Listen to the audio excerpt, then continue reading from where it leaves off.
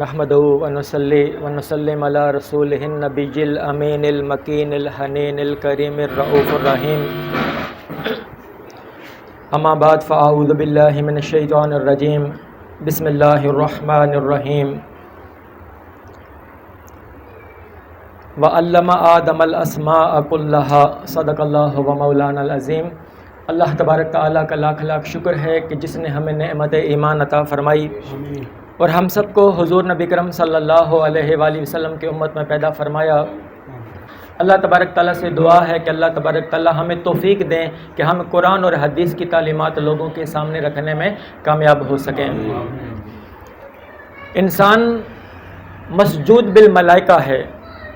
اللہ تبارک تعالیٰ نے جب آدم علیہ السلام کو پیدا کیا، آدم علیہ السلام کی تخلیق کی، تو سب سے پہلے اللہ تبارک تعالیٰ نے جب حکم دیا کہ جب یہ آدم کو میں بنا دوں گا تو تم سب کے سب سجدہ ریز ہو جانا۔ اب جو ملائکہ نے آدم علیہ السلام کو سجدہ کیا تھا وہ کس وجہ سے کیا، اس کی بنیاد کیا تھی؟ جب ہم کھوج لگاتے ہیں تو قرآن مجید سے ایک بات پتہ چلتی ہے۔ اللہ تبارک تعالیٰ نے فرمایا وَعَلَّمَ آدَمَ الْأَسْمَاءَ كُلَّهَا۔ آدم علیہ السلام کو اللہ تبارک تعالیٰ نے تمام اس کائنات کے اندر جتنی چیزیں ہیں اس کے اسماء، ان کے نام آدم علیہ السلام کو سکھا دیے تھے۔ چونکہ فرشتوں نے کہا تھا باری تعالیٰ تو ایسے انسان کو زمین پر نائب کیوں بنا رہا ہے، یہ تو قتل و غارت گری کرے گا، فتنہ و فساد بپا کرے گا، اور ہمیں دیکھ ہم تو تسبیح بیان کرتے ہیں، تو ایسے انسان کو خلیفہ کیوں بناتا ہے؟ تو اللہ تبارک تعالیٰ نے جب آدم علیہ السلام کو تمام چیزوں کے نام سکھا دیے، پھر قرآن مجید میں ثم عرضہم علی الملائکہ، وہ سب کے سب چیزیں جب اللہ تبارک تعالیٰ نے ملائکہ کے سامنے پیش کیں، اور اللہ پاک نے فرمایا فقال انبئونی باسماء ہؤلاء ان کنتم صادقین، اگر تم اپنی بات میں سچے ہو تو یہ جو چیزیں ہیں ان کا نام تم بتا دو۔ مگر کیا ہوا؟ قالوا سبحانک لا علم لنا الا ما علمتنا، وہ کہنے لگے کہ باری تعالیٰ تیری ذات پاک ہے اور نقص سے پاک ہے، ہمیں تو اور کوئی علم نہیں، ہم تو اتنا ہی جانتے ہیں جتنا تو نے ہمیں عطا کیا تھا۔ انک انت العلیم الحکیم، کہ بے شک تو ہی بہت علم والا اور بہت حکمت والا ہے۔ انہوں نے اپنے علم کی معذوری ظاہر کر دی۔ تو جب آدم علیہ السلام سے کہا کہ آدم آپ بتا دو، تو آدم علیہ السلام نے تمام اشیاء کے نام گنوا دیے۔ تو آدم علیہ السلام کو اللہ تبارک تعالیٰ نے علم کی دولت عطا کی تھی۔ اس علم کی عظمت کی وجہ سے ملائکہ نے آدم علیہ السلام کے سامنے سجدہ کیا۔ وہ سجدہ تعظیمی تھا جس سے آدم کی آدمیت بلند ہوئی، تو اس سے انسان کی عظمت بڑھی۔ تو پتہ چلا انسان کو عظمت ملی تھی وہ علم کی وجہ سے۔ قرآن مجید کے کتنے الفاظ ہیں جو سب سے پہلی وہی نازل ہوئی، فرمایا اقرأ بسم ربک الذی خلق، پڑھیے اپنے رب کے نام سے جس نے تمہیں پیدا کیا، جس نے تمہیں تخلیق کیا۔ اب دیکھیں قرآن مجید کے اندر جو سب سے پہلا لفظ ہے پڑھیے، آج امت مسلمہ کو دیکھیں اور پوری دنیا کے اندر باقی اقوام کو دیکھ لیں، سائنس اور ٹیکنالوجی کے اندر وہ کتنا ہم سے آگے جا چکے ہیں، اور پوری دنیا کے اندر مسلمان پیچھے جا رہے ہیں۔ ہم علم سے دور ہو گئے، سائنس اور ٹیکنالوجی سے دور ہو گئے، اور پھر جو دینی تعلیمات ہے قرآن و حدیث سے بھی دور ہو گئے۔ بنیادی طور پر تربیت کے اندر سب سے پہلی چیز یہ ہوتی ہے کہ انسان کے اندر تعلیم کا شوق ہو، عبادت کا ذوق ہو، اور صحبت صالحین ہو۔ ہمارے ہاں جو اسٹوڈنٹ ہوتے ہیں، طلباء ہوتے ہیں، انہیں جو درسی نصابات پڑھائے جاتے ہیں بس وہ خالی مارکس نشان لگا کے دے دیتے ہیں کہ آپ کے ایگزام کے لیے آپ نے یہ تیاری کرنی ہے، وہ تیاری کرتے ہیں، اس کے بعد امتحان دے دیتے ہیں۔ جو کتابیں ہیں اس کا ہی مطالعہ ان کا مکمل نہیں ہوتا تو وہ کسی اور کتاب کا مطالعہ کیا کریں گے؟ تو تعلیم کا شوق بھی نہیں رہا اس قوم کے اندر، اور پھر عبادت کا ذوق۔ مساجد کے اندر دیکھ لیں کہ نماز پڑھنے کے لیے لوگ کتنا آتے ہیں، لوگ آتے ہیں نماز پڑھتے ہیں اور جلدی سے نماز پڑھ کے واپس چلے جاتے ہیں۔ مسجد کے اندر دل نہیں، عبادت کا ذوق نہیں، اور پھر اپنی سنگتیں دیکھ لیں، صحبتیں دیکھ لیں۔ جب تک مقرب لوگوں کے، صالحین لوگوں کی سنگت اور صحبت اختیار نہیں ہوگی، آپ کے اندر تعلیم کا شوق نہیں ہوگا اور عبادت کا ذوق نہیں ہوگا، اس وقت تک اس قوم کی تربیت نہیں ہو سکتی۔ ہم اپنے آپ کو بھی دیکھیں، اپنے اولاد کو بھی دیکھ لیں، تو تربیت کے اندر بھی تعلیم کو خاص اہمیت دی جاتی ہے۔ हुजूर नबी करम सल्लल्लाहु अलैहि वसल्लम के लिए फरमाया गया, कमा अरसलना फीकुम रसूलन मिनकुम यतलू अलैकुम आयातिना व युज़क्कीकुम व युअल्लिमुकुमुल किताब वल हिकमा व युअल्लिमुकुम मा लम तकूनू तअलमून। इसी तरह हमने तुम्हारे अंदर एक रसूल भेजा। रसूल अल्लाह सल्लल्लाहु अलैहि वसल्लम के मनासिब में से एक मनसब ये हो गया, फरमाया यतलू अलैकुम आयातिना, वो तुम्हारे ऊपर हमारी आयात को तिलावत फरमाते हैं, तुम्हारे दिलों का तज़किया करते हैं, तुम्हारे दिलों को पाक साफ करते हैं, उन्हें किताब का इल्म देते हैं, वल हिकमा, और हिकमत व दानाई सिखाते हैं। और फिर फरमाया वयुअल्लिमुकुम मा लम तकूनू तअलमून, और जो कुछ तुम्हें नहीं मालूम होता नबी पाक सल्लल्लाहु अलैहि वसल्लम वो कुछ तुम्हें इल्म अता करते हैं, तुम्हारे सवालों का जवाब देते हैं। जिस चीज़ का तुम्हें इल्म नहीं होता हुजूर नबी करम सल्लल्लाहु अलैहि वसल्लम उस चीज़ का इल्म तुम्हें अता करते हैं। और एक मुकाम पर फरमाया व अनज़लल्लाहु अलैकल किताब वल हिकमा, और अल्लाह तबारक ताला ने आपको किताब और हिकमत अता की। व अल्लमका मा लम तकुन तालम, व अल्लमका, और सिखा दिया आपको, इल्म दे दिया आपको, मा लम तकुन तालम, जो कुछ आप नहीं जानते थे। आप बताएं ना जानने में क्या कुछ होता है, सारी कायनात का इल्म। और अल्लाह पाक ने फरमाया व अल्लमका, ए महबूब हमने तुझे वो सब कुछ सिखा दिया, वो सारा इल्म महबूब आपको अता कर दिया, मा लम तकुन तालम, जो कुछ आप नहीं जानते थे। और फिर हुजूर नबी करम सल्लल्लाहु अलैहि वसल्लम को तलकीन की गई, वक़ुर रब्बि ज़िदनी इल्मा, फरमा दें कि बारी ताला मेरे इल्म में इजाफा फरमा। बुखारी शरीफ की हदीस है, किताबुल इल्म में हदीस नंबर 71 है। फरमाया रसूल अल्लाह सल्लल्लाहु अलैहि वसल्लम का इरशाद गिरामी है, मन युरिदिल्लाहु बिही खैरा युफ़क्किहु फिद्दीन व इन्नमा अना कासिम वल्लाहु युती। अल्लाह तबारक ताला जब किसी से भलाई का इरादा फरमाता है तो उसे दीन की फ़िक्र अता फरमाता है, दीन की समझबूझ अता फरमाता है। अब देखें, आप लोग अगर मजलिस के अंदर मौजूद हैं, अगर आपको उलमाए कराम कोई इल्म देते हैं तो आप यूँ समझा करो कि अल्लाह तबारक ताला ने आपके साथ भलाई का इरादा किया है। अल्लाह पाक जब किसी से भलाई का इरादा फरमाता है तो उससे दीन की समझबूझ अता फरमाता है। और फिर साथ फरमाया इन्नमा अना कासिम वल्लाहु युती, मैं तकसीम करता हूँ और अल्लाह मुझे अता करता है।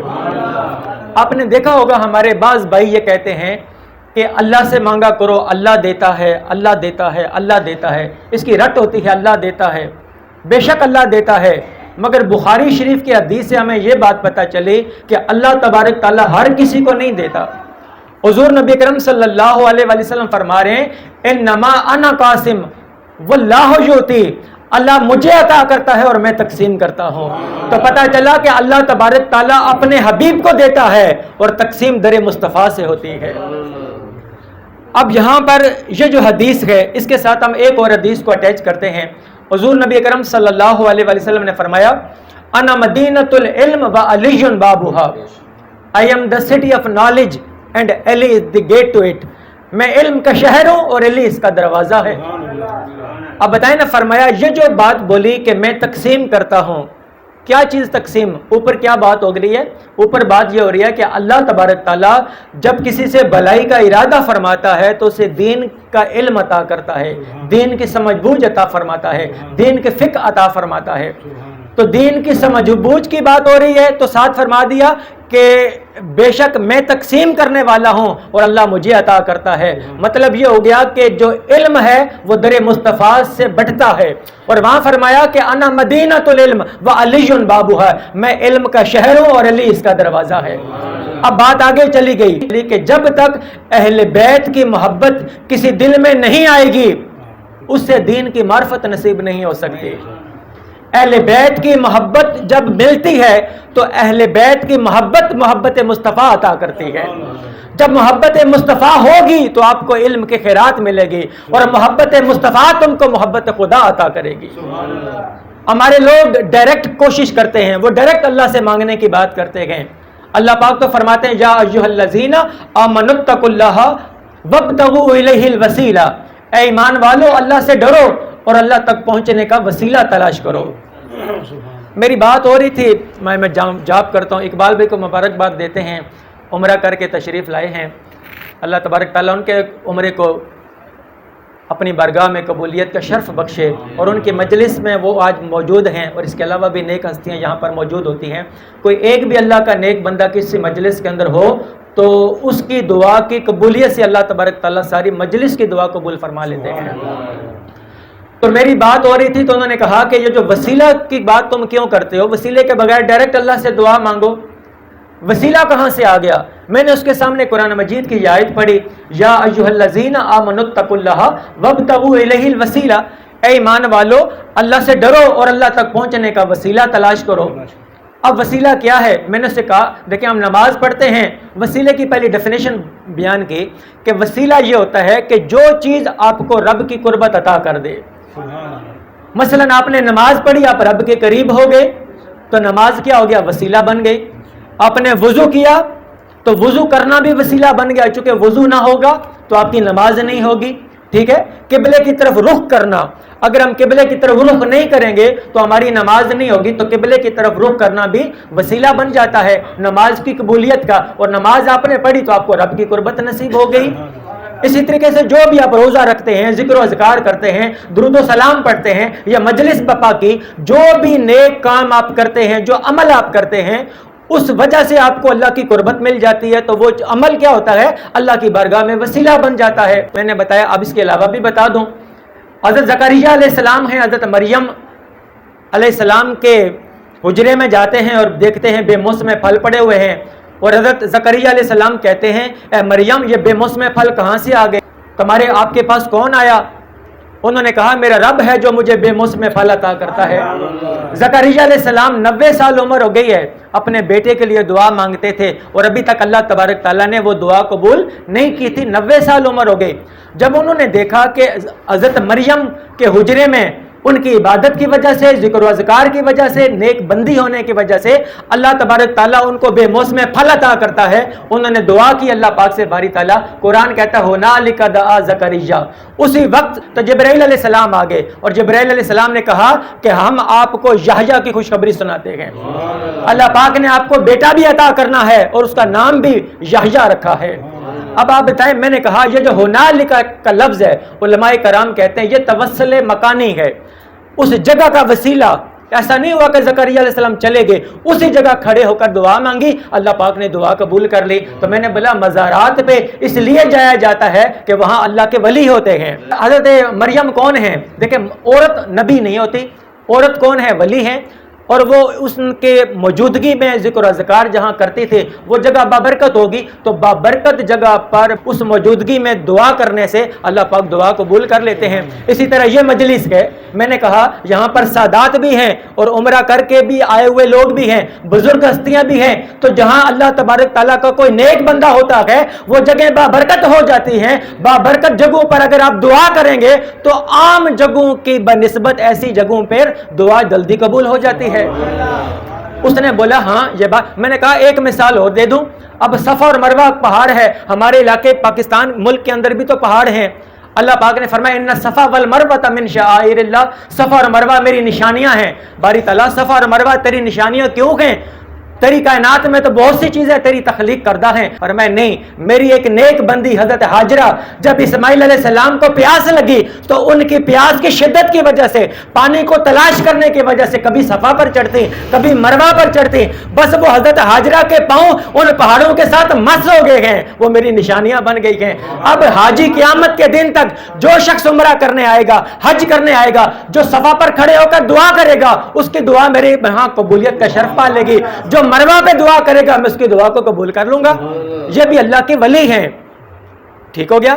تو یہاں سے پتا چلا جہاں اللہ کے نیک لوگ رہتے ہیں چاہے وہ مدفون ہیں. اب بیت المقدس کے ارد گرد مقبرے ہیں. قرآن مجید کی آیت ہے سبحان الذی اسری بعبدہ لیلا من المسجد الحرام الی المسجد الاقصی الذی بارکنا حولہ.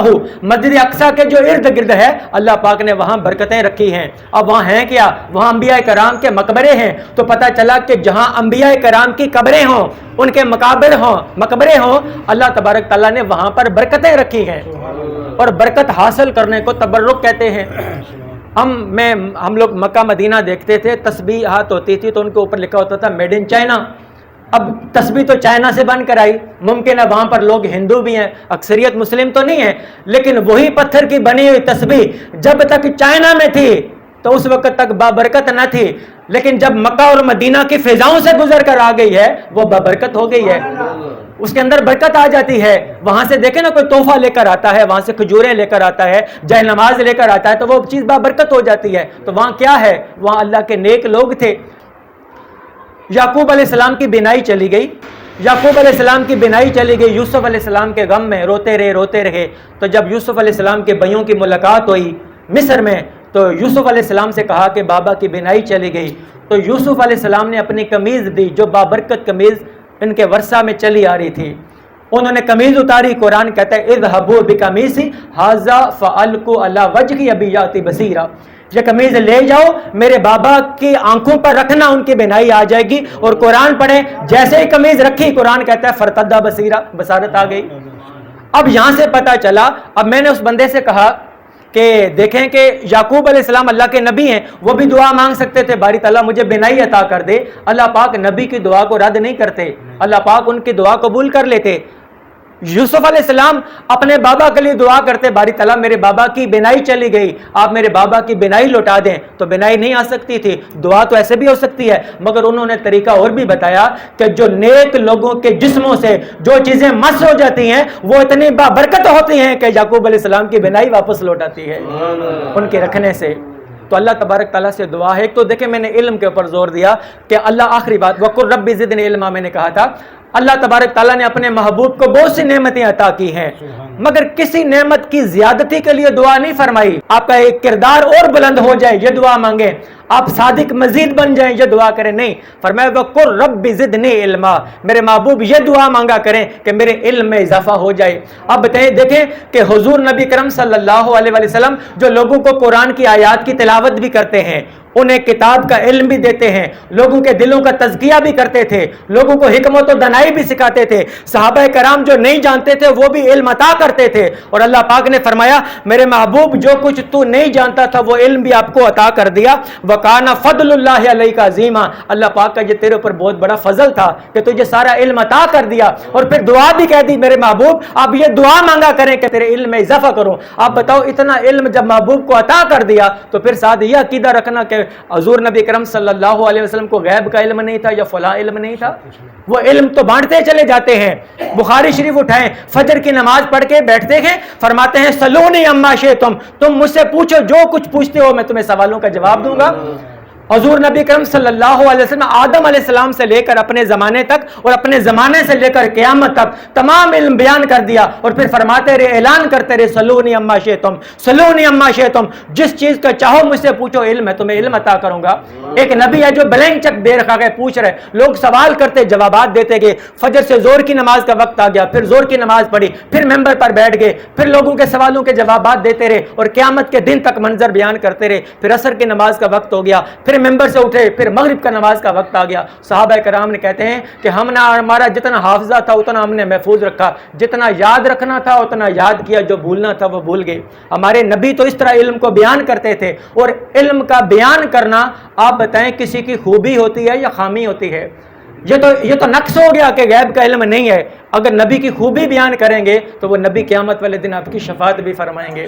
تو اللہ تبارک تعالیٰ سے دعا ہے کہ اللہ تبارک تعالیٰ یہ جو موجودہ دور ہے، یہ مت دیکھا کریں انتخابات ہو رہے ہیں تو ہمارا زمانہ چینج ہو جائے گا، الیکشن ہوں گے تو ہماری تقدیر بدل جائے گی، یہ انتخابات، یہ جو کچھ ڈرامہ ہو رکھا ہے، آپ صرف اپنی تربیت پہ فوکس کیا کریں، علم کی مجالس جہاں پر بھی ہوتی ہے وہاں پر شرکت کیا کریں، ہم اپنے آپ کو اچھی سنگتوں میں بٹھائیں، اپنی اولاد کو اچھی سنگتوں میں بٹھائیں، اور اپنی اولاد کو تعلیم کا شوق ان کے اندر پیدا کریں، عبادت کا ذوق پیدا کریں، نیک سنگتوں کے اندر ان کو بٹھانے لگ جائیں تو ان کی بھی تربیت ہونے لگے گی، ہماری بھی تربیت ہونے لگے گی۔ یہی حضور نبی کرم صلی اللہ علیہ وسلم نے صحابہ کرام کی تربیت کی تھی، تو 23 سالوں کے بعد ایک عظیم انقلاب آیا تھا کہ بغیر جنگ کے مکہ بھی فتح ہو گیا تھا، اور 1.25 لاکھ تک صحابہ کرام پہنچ گئے تھے۔ اللہ تبارک تعالیٰ سے دعا ہے کہ اللہ تبارک تعالیٰ ہمیں دین کا فہم عطا فرمائے، اور علم کی دولت سے مالا مال ہونے اور علم پر عمل کرنے اور عمل میں اخلاص پیدا کرنے کے اللہ تبارک تعالیٰ ہمیں توفیق عطا فرمائے۔ وما علینا الا البلاغ المبین۔